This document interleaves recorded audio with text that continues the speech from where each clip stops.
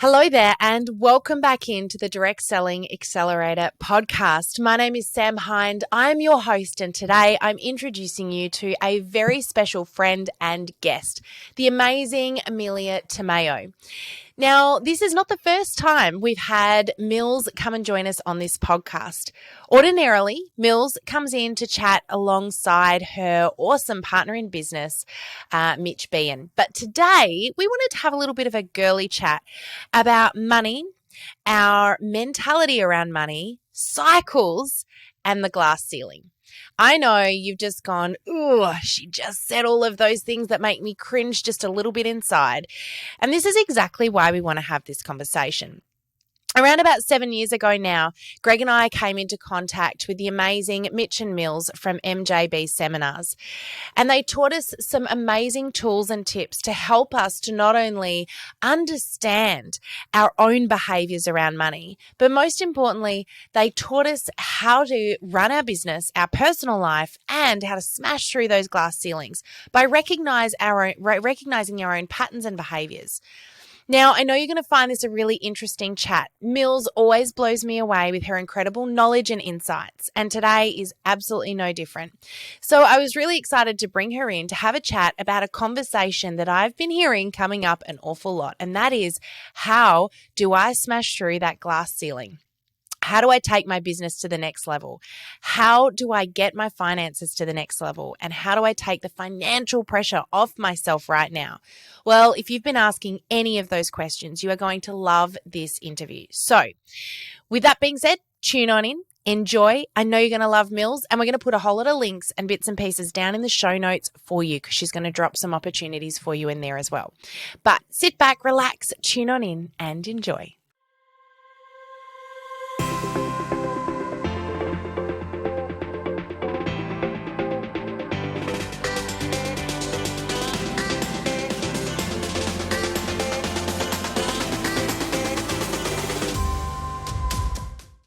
Hello, everybody, and welcome back into the Direct Selling Accelerator podcast. My name is Sam, and today I am joined by the beautiful Emila Tomeo. Welcome on in. Mills, I'm so excited to have you here today. Oh, I'm so excited to be here. I love talking, so this is awesome. I'd love to get to share and speak and just have chats. So this is how I see this. It's going to be great. I love it. Well, I'm particularly excited because we actually get to have a little bit of a girly conversation that we don't normally get to have without Mitch involved. He can't interject. He can't interrupt.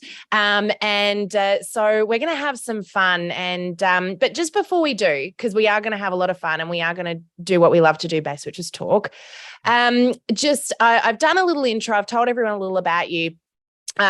You to me are kind of like the MJB queen, but I know there's so much more to what you do. You're a head facilitator at MJB Seminars. You're a co-creator. You're the office major. I sort of feel like you're it reminds me of one of my favorite movies, the Big Fat Greek Wedding, where the mum says, you know, the man is the head of the house, but the woman is the neck, and she can turn the head any way she wants. I love that. So I sort of feel like that's you at MJB, right? Somebody said that to me once before that movie, I think, and I resonated with that completely. Yeah, I think another way to call me is the mother hen. I think that I sort of, I like that. Yep, I can see that too. Make sure everything's in order. My background is in teaching, so I was a school teacher years and years ago. It feels like a lifetime ago, to be honest. And I think I brought those elements and those the elements of being a teacher I bring it into every area. So I bring it into what I do in terms of facilitating the seminars. I bring it into the office in terms of, the culture and relationships here. So I feel like I just have that ability, I suppose, just to kind of bring things together. And I think that's kind of a good description of what I do in terms of, my role. So I've got my finger in lots of different pots, but I'm, my job is to help everybody sort of get along, bring it all together, and make things kind of fall into place and work. I love that. And I want to I know if we're going to talk a bit today as well about mine and Greg's experience with you guys. And through the work that we've done with MJB Seminars, really we've got the business that we have today and the marriage that we have today and the family that we have today because, we learned and evolved so much. But for those that don't know who you guys are, and we have had you both on the podcast before, but can you just do a quick, explanation of what is MJB Seminars? What do you guys do? Well, I like what you said about, different areas of your life have evolved and transformed. Our whole sort of goal with MJB is to assist people to live an inspired life. So what happens is, though, there's inspired life. An inspired life is possible for everybody. But what happens is that we've got blockages in the way. We've got things that happen to us, stories that we tell ourselves, etc., that kind of block us from living our potential. So what our job is at MJB is to assist you to clear any of those blockages so that you can have and you can live that inspired life. So we access that through lots of ways. We talk about money because money is a great access point to help people understand where they're limited and what limitations they have. We go for the jugular, work with people's mindset, and then we hand people the tools to be able to do it for themselves as well. Yeah. So our ultimate goal when we meet someone is to go, right, this is the life that you want. If you hold your hand and you're kept accountable and you clear all the stuff that's in the way of you being from here to here, then the inspired life is inevitable. Yeah, awesome. And actually that just brought up, I'm just jotting notes down because it brought up something I wanted to ask you about a little bit later in relation to money, because we are going to talk about money today. Yeah. So for everyone that does not want to have this conversation, tune out now. Anyone who's thinking money is definitely something I want to talk about and I need help with that, then, we'll share a little bit of our journey there too with these amazing people. Now, also, Mills, we've sort of mentioned Mitch a couple of times. We deliberately excluded him from this conversation because, we wanted to get a word in. We wanted to have a chat. We wanted to have a chat.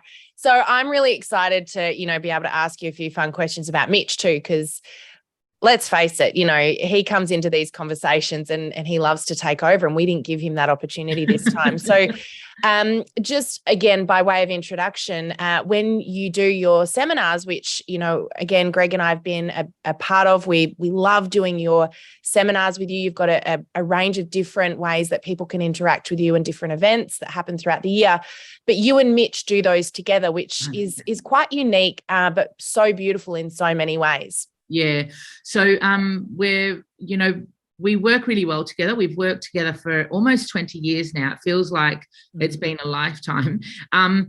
So Mitch has had, his story, he brings his life, he brings he helps people by really performing. Like I call him the performer.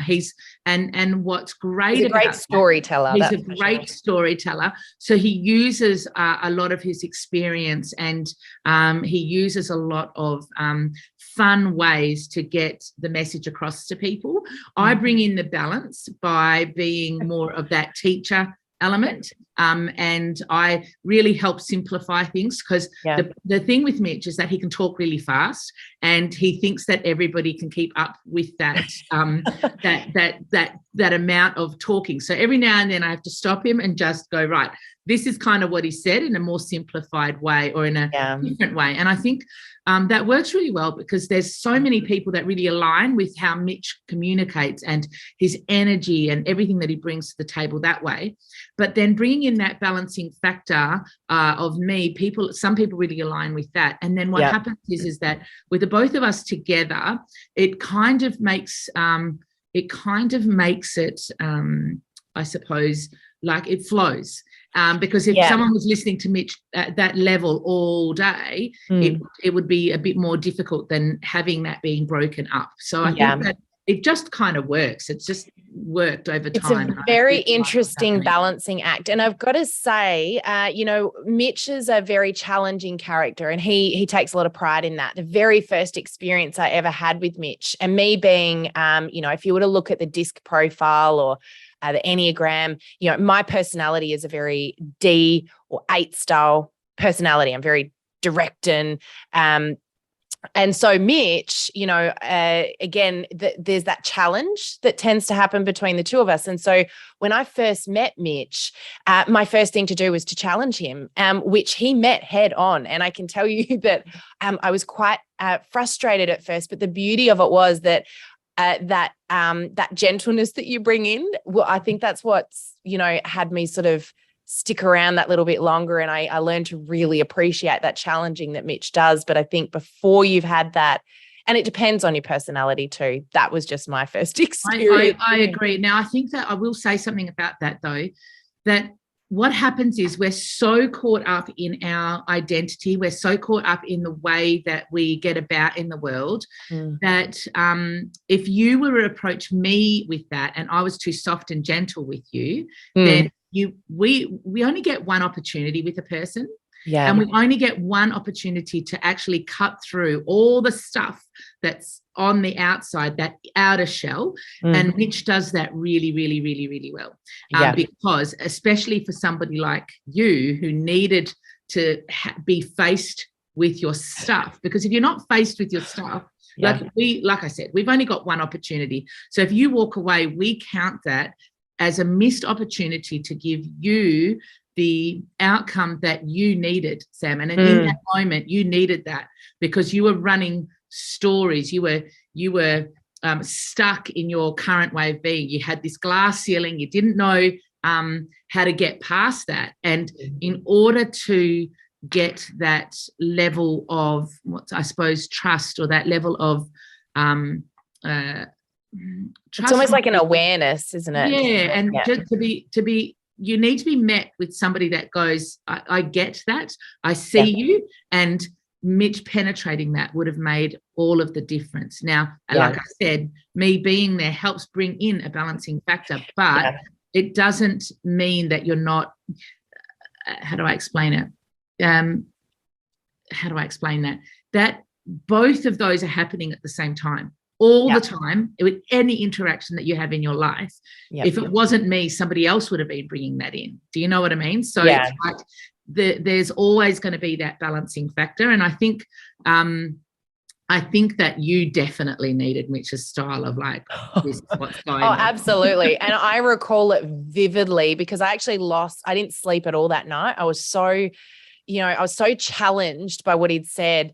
And I can remember it word for word. And I went back in the next day and I was like, I don't like this Mitch guy. And, the really great thing was that, I love Mitch now. To be really clear, I love Mitch. He's fantastic. But I also expect him to challenge me. And I know every time he does it, I won't like it, but I know it's for a good reason. But initially, when I came back in that next day, it was that gentleness that you brought in that sort of helped me settle in with what was going on, which was good. But everyone has a different experience because Greg's experience, again, was entirely different to mine. And from what I understand, he actually felt challenged by you the first time that you guys met, not Mitch.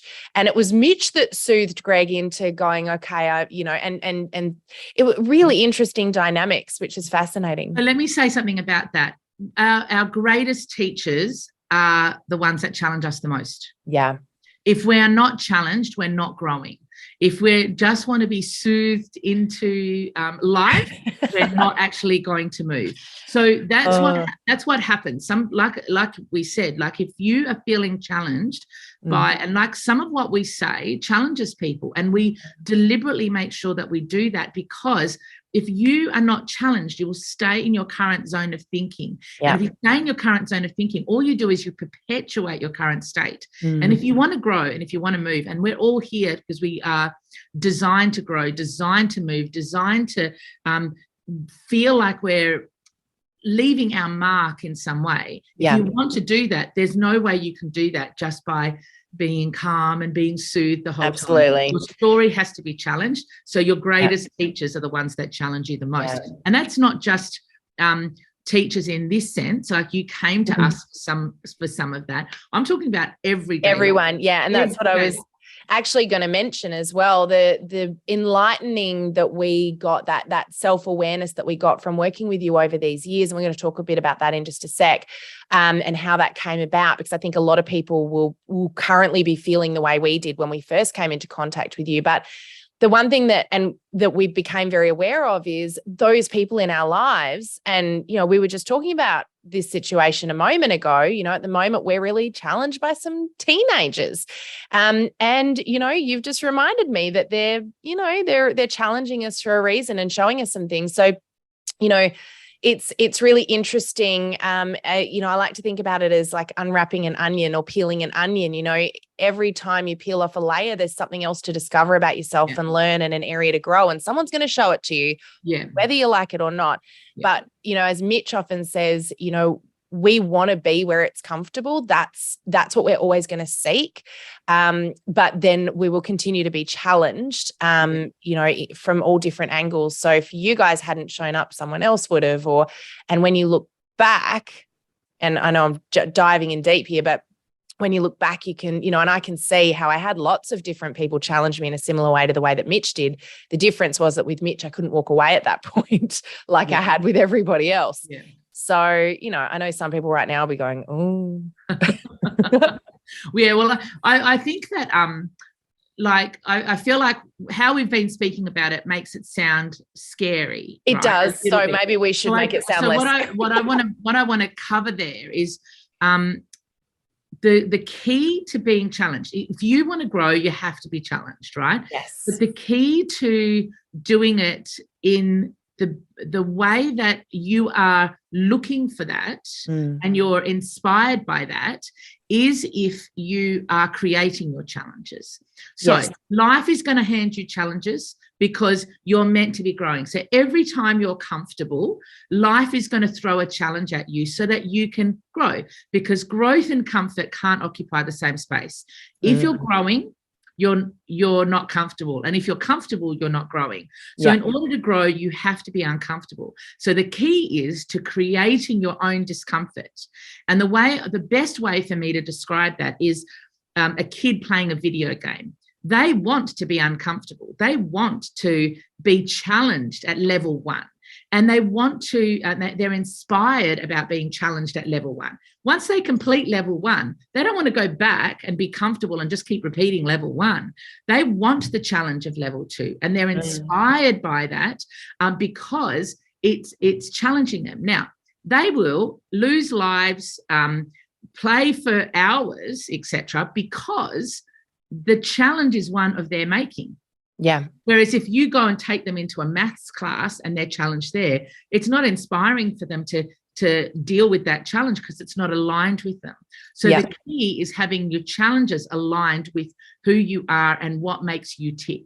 Yeah. So you, at that time, Sam, you came in because you realized something had to give, and you were ready to hear it, and you were ready to accept that challenge, and it was one of your making. And as a result of that, you were okay to step up into that. Now, everyone's got that potential because life is throwing people challenges. And at the moment, I'm going to go on to the money thing here, because at the moment, life is throwing us challenges. After what happened for the last 2 years with everything, how it went down, now we've got inflation. Now we've got the price of everything going up, and people are starting to feel the pain of that.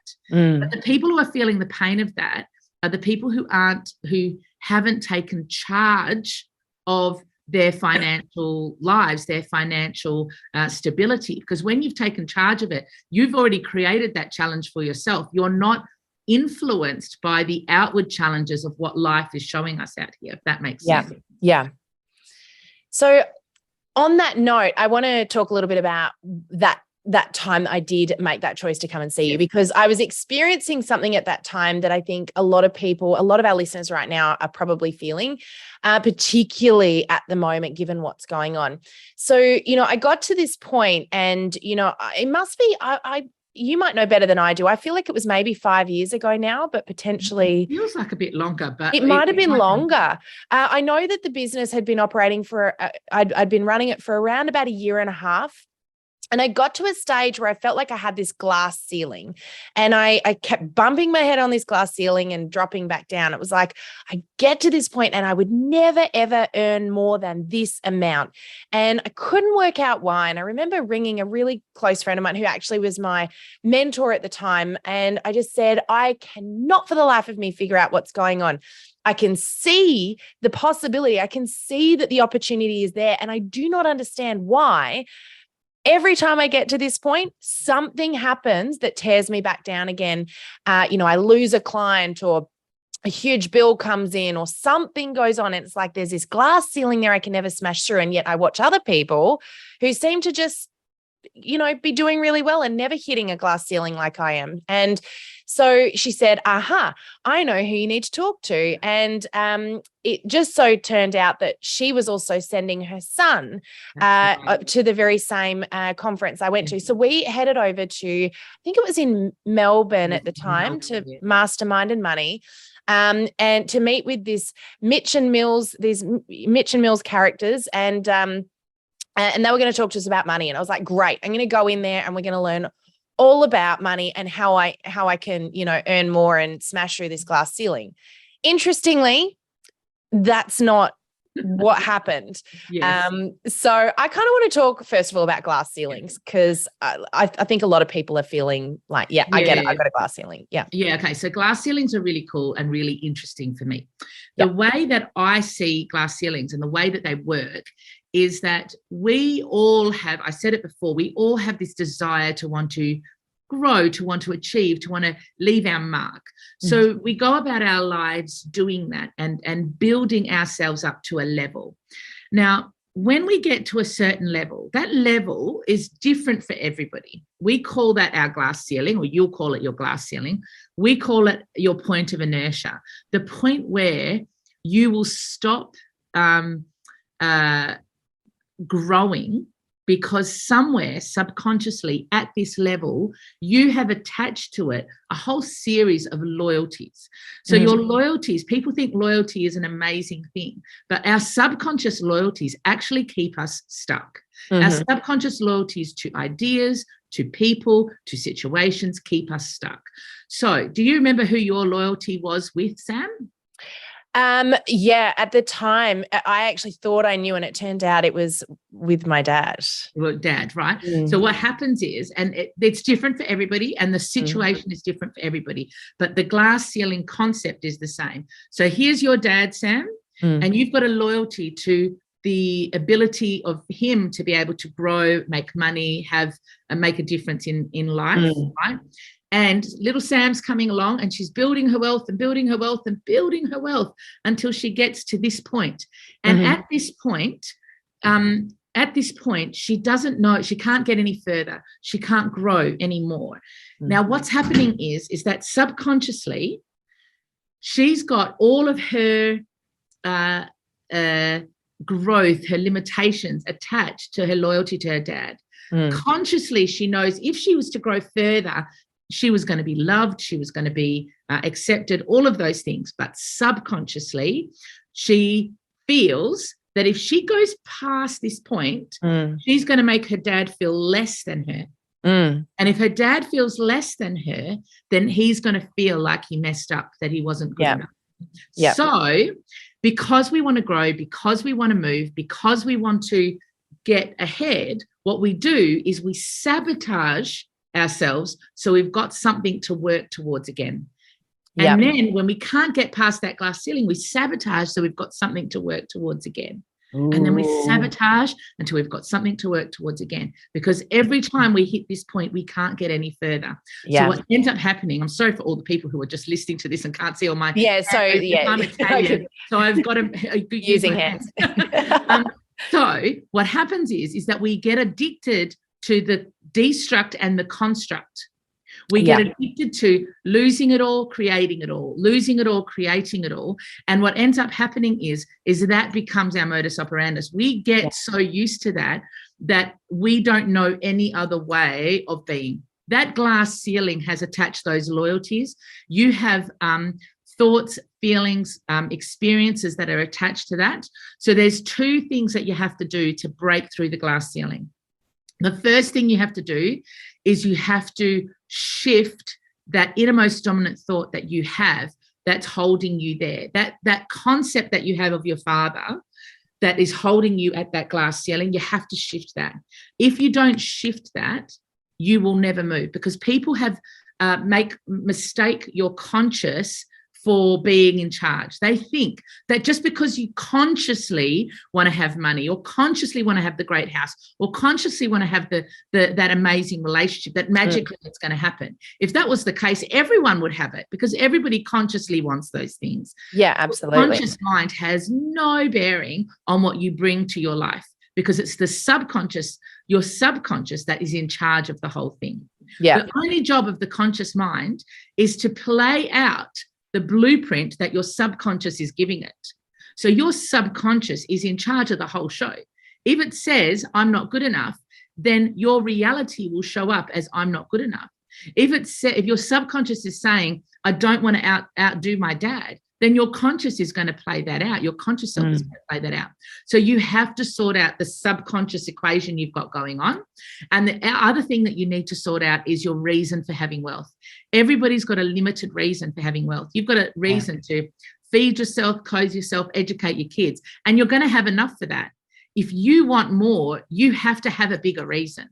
And your bigger reason when you have that bigger reason, you will make sure that no subconscious thought is going to get in the way. And when you sort out your subconscious thought, your reason for having wealth comes to you anyway, if that makes sense. Yeah. So the glass ceiling is an indication of where your loyalties are. So it's a beautiful starting point to go, right, what is it that I have to look at that's keeping me in this place? Because if I don't look at it, I'm just going to keep going through the motions of destruct and construct and destruct and construct. So when we become addicted to that, how we know we've got a glass ceiling is we see it through our cycles.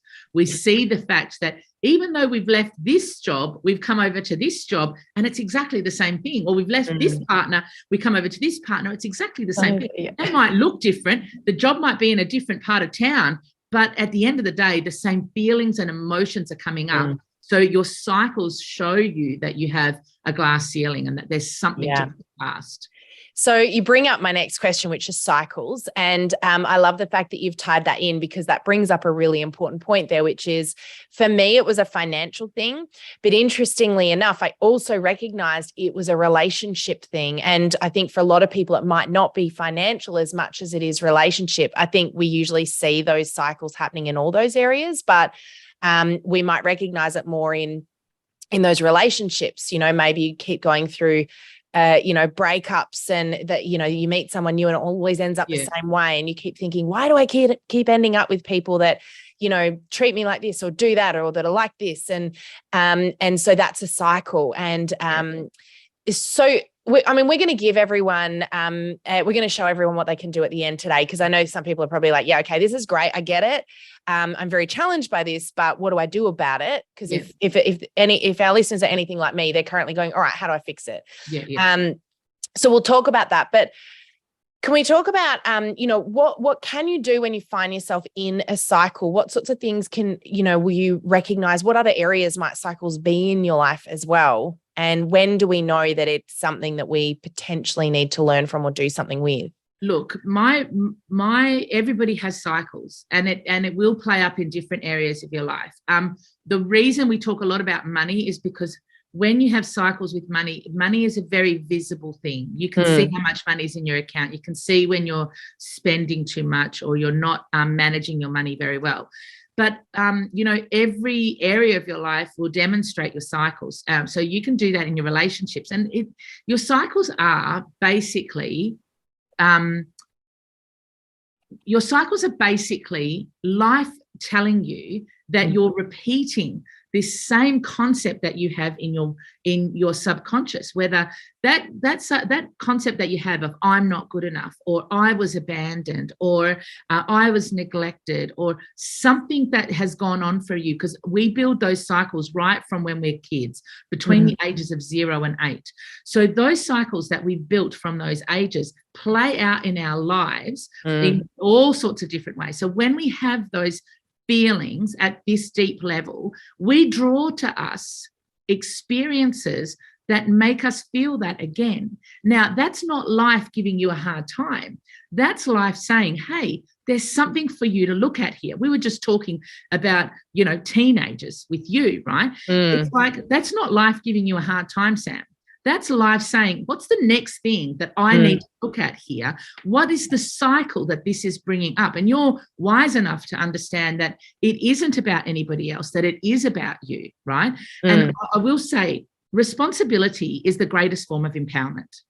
When you can be responsible and understand that the cycles are of your making, that you're not blaming a partner, you're not blaming society, you're not blaming life, you're not blaming a boss, you're not blaming your kids, that you are in charge of creating that, then you have an option to be able to change that or transform that. If you are blaming something else for creating that in your life, then the ability to shift that is not in your hands anymore. And if it's not in your hands, then you're disempowered, and you're going to continue to be disempowered. My thing with cycles is to make sure that you understand, where did this come from? Why am I doing this? The biggest thing you can ask yourself the biggest thing you can do for yourself is to start to become inquisitive, because in order to shift the subconscious, you have to bring that into your conscious awareness. And the way that life is trying to do that for you is through the cycles. Those cycles are designed for you to go, oh, this is what I've been doing. Okay, now I know what I've been doing. What can I do about it? The first thing you've got to do is admit that you're in a cycle. If you can do that, then you can admit that your conscious mind doesn't know how to get out of that. So you've got to do something at a subconscious level to snap out of that. Yeah, that's so good. I know there'll be people right now going, oh, this is a lot deeper than I thought it was going to be when we were talking about money. Look, seriously, I know we're diving in on a lot of stuff here that's been lots of, it's taken lots of years of, and we'll say too, various different seminars with you guys as well to work through. So to be clear, when you first come into contact with this amazing duo, you are there to talk about money and the cycle of money and how that works. And it's really fascinating as well to learn about, the concept of what money really is. And, we see a lot of people using these, affirmations and statements about, money flows through me like oxygen and, things like this. I find that, I can see you laughing right now because you know what I'm talking about. Yeah. So, people use affirmations to cover up a whole heap of bullshit. I hope I can say that what's happening is that this top layer of, I'm money flows through me and I'm so deserving, means absolutely nothing if inside you're feeling you're not good enough. Yeah, exactly. You know what I mean? And still believe it. So look, money for me is the easiest thing to master. Money is matter. Right? And the universal laws govern matter. If I throw up a pen in the air and I know it's going to come down, right? I know that the pen, once I throw it up, it's going to come down. If I expect it to stay up, then I'm going to suffer as a result of that. So if I don't understand the law, then I'm going to suffer as a result of that. So money is easy to master because laws govern matter and money is just matter. So if you understand the laws, you can understand how money works. Now, so money is the easiest thing to master, but trying to master your finances without mastering your self-worth is futile. It goes hand in hand. Everybody here has a deep spiritual quest and a deep physical quest. But when you ask them what they want in life, they only tell you the physical. They want money, they want success, they want a great relationship, but they don't tell you about the spiritual thing that they're looking for, which is love, connection, freedom. You can't get the money and expect that the money's going to come if you're not working on the spiritual side of it. It has to both go hand in hand. Yeah. So if you don't feel like you're deserving, if you don't feel like you're worthy, it's not going to come to you. So the beauty of what we do in the first seminar, which I think that's the first one you attended, which is Mastermind Money. Mastermind Money, yeah. So the beauty of what we do there is we show people how the patterns that they're running about money. And the way that you show people that is through games. Now, people this was the next thing I wanted to talk to you about, so I'm glad you bring that up. People will insist that they're deserving. They will insist that they understand about how money works. But then as soon as you put them in a game and you show them what they're doing, they realize that their conscious mind has nothing to do with how they're playing the game of money, that their subconscious is in control all of the time. And your subconscious is helping you, and in your conscious reality, is helping you to hide what you're subconsciously feeling. So if you feel not worthy, you will start to hand out money. You will start to behave in a certain way so that you can pretend that you are worthy. You will either, and it goes both ways, you'll either give away your money or you'll spend too much money to prove to everybody that, I'm wearing the Louis Vuitton bag, so I obviously must be worthy, right? But therefore, you've got nothing to show for it other than the bag, right? So people don't realize that they're actually investing in a short-term satisfaction instead of that long-term vision. And people who are wealthy understand that the long-term vision pays and the short-term satisfaction ends up costing you. And what we do in Mastermind Money is assist people to understand that there's three things. I'm talking a lot, but I get excited about this. No, it's good. There's I like three it. things that you have to do to master your money. The first thing is you've got to sort out your thoughts. If you think that your conscious mind has any say, that's not true. So we first show people that your thoughts and what's in the way is affecting your finances, right? And in order to do that, we show them how they're playing the game of money, what thoughts are coming up, and what's actually at the core of the money stuff that's going on. The second thing you have to do is you have to have a reason. So this is the, shifting through that glass ceiling. If you don't have a reason big enough for having money, it won't give it to you. Everyone's got a reason, but if you want more money, you have to have a greater reason. And the third thing that you need to do is you have to have a strategy for managing your money that goes with the laws of nature instead of against the laws of nature. And the strategy is designed to take all of your emotion around money away, because the biggest thing that you can do in terms of messing up your finances is let your emotions be in charge instead of the strategy be in charge. When the emotions are in charge, we go and spend money to fill that gap inside of ourselves. We start to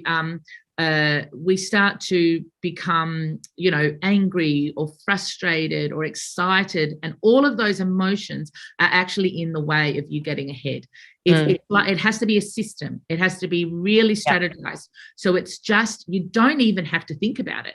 And if you're not thinking about it, then what you can focus on is your long-term plan, your long-term vision, and what you're actually here to accomplish. Yeah, I love that. And I want to bring up as well 2 little tools that you, through Mastermind Money, that we actually, the first one was given to us at Mastermind Money. The second one we actually got at a later seminar. But these 2 tools have literally changed our focus, but also, that glass ceiling, we smashed through it. We hit another one, then we smashed through it, then we hit another one.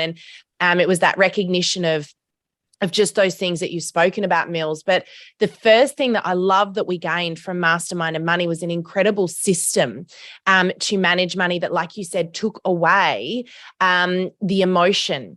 And it's really funny when people see our system, at first they laugh at it and then they ask us if we can give it to them. And the thing is that without doing the work, it doesn't really work the same way. Well, it doesn't make sense. It doesn't make sense. Understand why it works. And I will say we've had a lot of very funny conversations with our accountant because, again, trying to explain, in the end, we just go, just trust us. This is what we do. It works for us. It's like, you guys you're killing me because, of course, you know what I'm talking about. All of the accounts are in our Xero, and it's, But so to give you guys a bit of an idea, there is an amazing system in place that Mills, can show you how to implement to help you with that.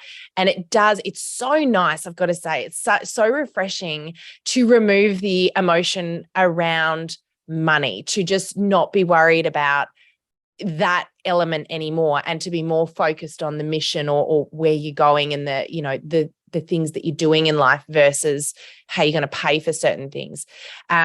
So that's really powerful. But I do want to ask you just very quickly, because I know that we're running a bit short on time, but you bring up games. Now, I'm a competitive person by nature. I love a good game. And one of the things that you guys did, I feel like it was a couple of years ago now, it might have been a year ago, I don't know, but you had the money game. Online, yes. Online. Money Ninja, yeah. And I was like, you watch me go, I know everything that these guys do. So I'm going to get in there. I'm going to win the heck out of this. I'm going to show everyone, I'm going to win the money game because. How did that go for you, Sam? Not so well.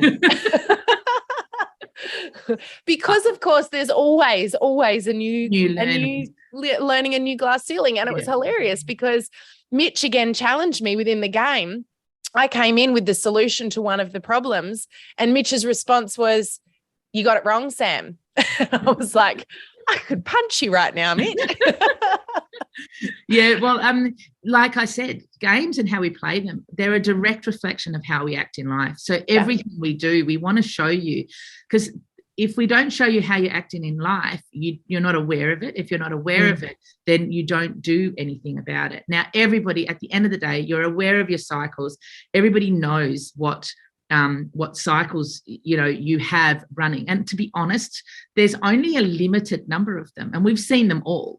And those patterns and those cycles are designed, like I said, to help you to get to the next stage. But everybody's got a choice. You've got a choice to not. You've got a choice to stay where you're at and be comfortable, and that's okay. That's not that. There's no problem with that. But we're here for more, and I really feel like the key is to understand that now, instead of being addicted to this construct and destruct, you're now addicted to the process of breaking through the glass ceiling. There's always another glass ceiling. And I would rather people have a higher quality addiction. And the higher quality addiction that you now have is to break through the glass ceiling. The higher quality addiction you now have is to think about a new way to deal with a teenager. The higher quality addiction you have is to ask yourself, how can I? What's going on? And I'd rather people do that, because that is more aligned with why people are here. And that life is waiting on the other side. And all it takes is a little bit of courage. All it takes is a little bit of awareness that perhaps how you've done things until this point has served you up until now. There's no, transformation cannot happen with hate. You can't hate yourself into moving. But if you love the fact that you have got yourself to this point, you can also love yourself into getting to a new point. And I feel like treating that little one inside. So, I'm a teacher. I'm always talking to the little child, and talking to that little child inside and really asking yourself, is this the best example of my creation? Is my life the very best example of what I'm capable of here? If you have an inkling that there's more, then you need to be able to find a way to access that more. And that, I don't care who that's with, whether that's with us, whether that's with anybody else, it actually doesn't matter. What matters is that we start to become conscious about the truth of who we are. My drive, my mission is to assist people to get that no matter what's happened, no matter what they've done, that they are loved. And if they are loved and they recognize that amount of love, then you would never hold back. Why would you hold back from expressing yourself fully? And everybody deserves, for me, everybody deserves that opportunity to live that inspired life. From when I was little, I felt like I wasn't understood. I didn't feel loved there was no, this is for everybody. There was no massive trauma in my life. There was no massive issues that I had, but I had a story going on that I wasn't good enough. And that played out in my finances, that played out in my relationships, that played out in my work. It played out everywhere. And it took just the courage to look and to see that there was more to me than what I had been telling myself all of that time. And once that happens, the world opens up. From that point, I live my life from a new perspective of recognizing that I deserve, and then finding new ways of pushing that understanding of myself, every single day, every single week, every single month. You're constantly growing. You do not want to you never ever want to stop that, but the best thing for me is for people to constantly say, is this the best example of my creation? If it's not, then what are you going to do about it? And now is the time. 5 years is not the time. Now is the time. And just, I know I'm talking again, but we created these wealth principles many, many years ago, implemented them into our lives many, many years ago. And as a result of that, we've talked to people all the time about making sure they've set themselves up for anything that happens, for them to be the master creators of their own lives, for them to be in charge, so that the outside world, the outside experience of depression, recession or boom doesn't affect them. And when 2020 hit and all the shit went down in terms of COVID, our people who had done the work on themselves in terms of the wealth principles and in terms of the mindset work, where they shifted their innermost dominant thought and smashed through that glass ceiling, those people were coming back and reporting that they'd never had the experience of worrying, because they had everything in place. The outside world didn't affect them. Our people were getting pay rises, were getting new jobs, were having more money come to them, even though life was falling apart around them, because of what they brought to the table, because they were in charge of their finances, and that life wasn't doing that to them. They had created their own challenges, so it set them up when everybody else was experiencing a challenge out there. And I think everybody deserves to have that. Every single person deserves to have that if they so choose. Yeah, I love that, Mills. And that's a really good note to sort of mention to people as well. Mastermind Money is something that you guys sort of had to put a little bit on ice. I know you had to change the way that you did it for a long time, which for me was really sad, because I know how life-changing that learning was for us. And we've connected with so many people. We still do a lot of work with you guys inside of the Evolve program with our business, etc. But so we've seen the impact that it has, both personally and by watching others. That being said, you do actually have some of these events coming up. And the really awesome news about that too, people are probably thinking, oh, this sounds really expensive to do. It's actually not. And the beauty of it is, it's about just more of a personal commitment than it is a financial one to go in and do that learning. So ordinarily, Mastermind Money is $99. Is that right? Yeah, $97 to do Mastermind, which to be honest, Sam, that is an absolute, like, $97 for what you get for 2 full days of understanding your finances, understanding your thoughts, getting that strategy is like, honestly, it's so much value for money. And the reason we do it, and the reason we make sure people pay for it, because you've got to have some skin in the game. You've got to, if you don't have skin in the game, then you're not going to take away what you learn and implement it in your lives. And our intention is not just to teach people, is to make sure that they're implementing everything that they learn. That being said, we actually have a very special code from you guys, which is for our listeners only, that we're going to put in the show notes. So although we want you to have some skin in the game, so you do the learning and take it on, because you can go and you can get the knowledge, but we've said this before, knowledge isn't power, it's only potential power. It's not until you actually use it that it makes any difference in your world. So we can actually offer tickets for $47. Is that correct? Yeah, 45. So 45. Okay, right. So where are the events coming up? What does that look like? I think you had a few in your calendar. Yes, Brisbane is September 17 and 18. And I will say as well, Sam, that anybody who purchased 3 or more tickets actually goes into a draw to win a trip to India. We're drawing that. Oh my goodness. Did you know that? Okay. I know. And no, I will buy some tickets just so we can go in the draw. Okay?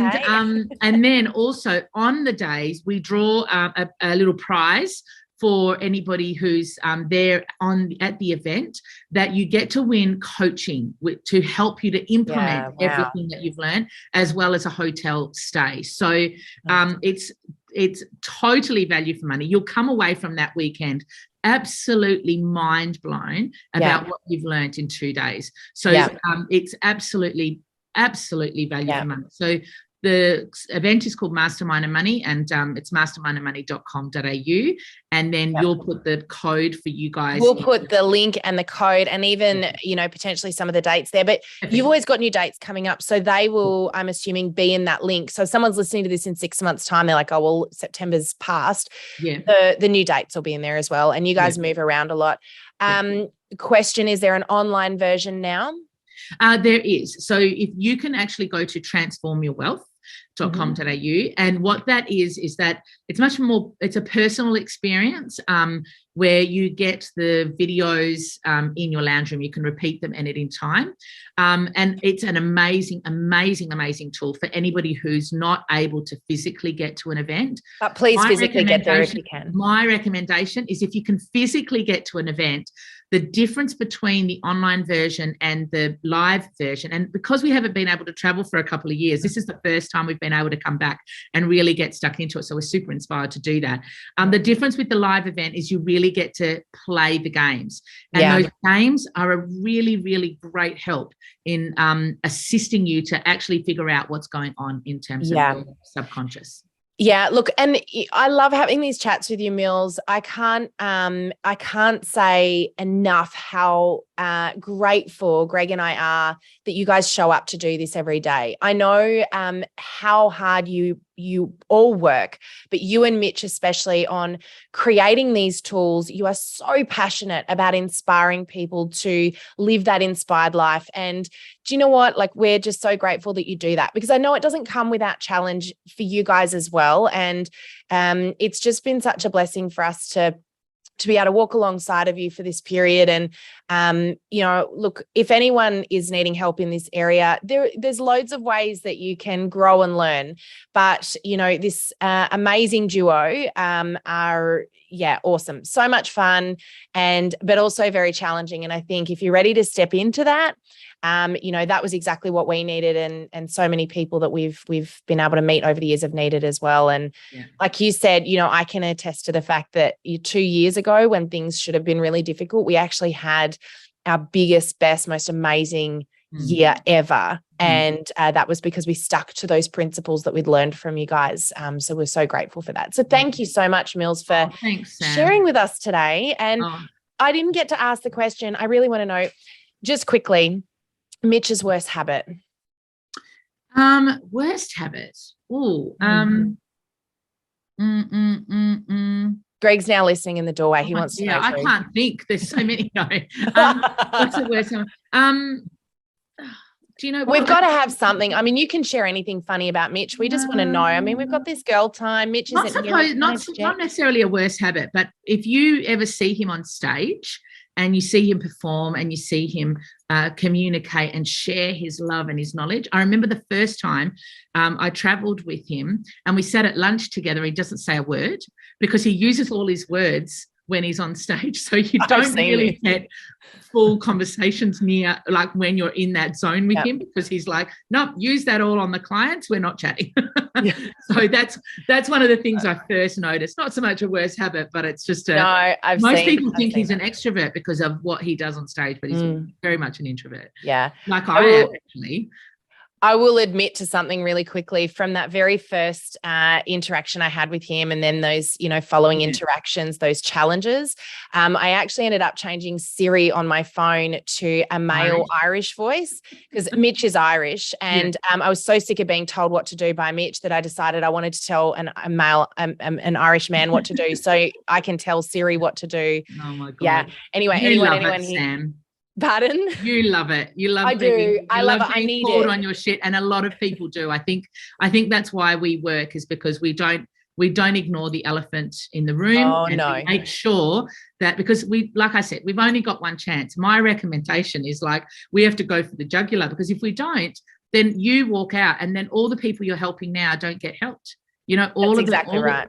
And so we're not just fighting your corner. We're fighting the corner of your kids, your clients, everybody. So that's how we see it.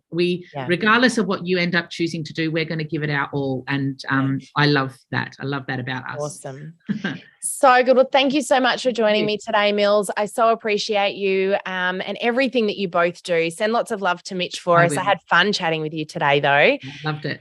And thanks again to all of our beautiful listeners. Have an amazing week. And don't forget to check out those links. Thanks, everybody, and bye for now. Thank you for joining us in this episode of the Direct Selling Accelerator podcast. If you love listening and you found that this was helpful for your direct selling business, please like and subscribe to our YouTube channel. You can also check out the recommended video that's popped up on your screen right here. I look forward to seeing you again next time. Bye for now.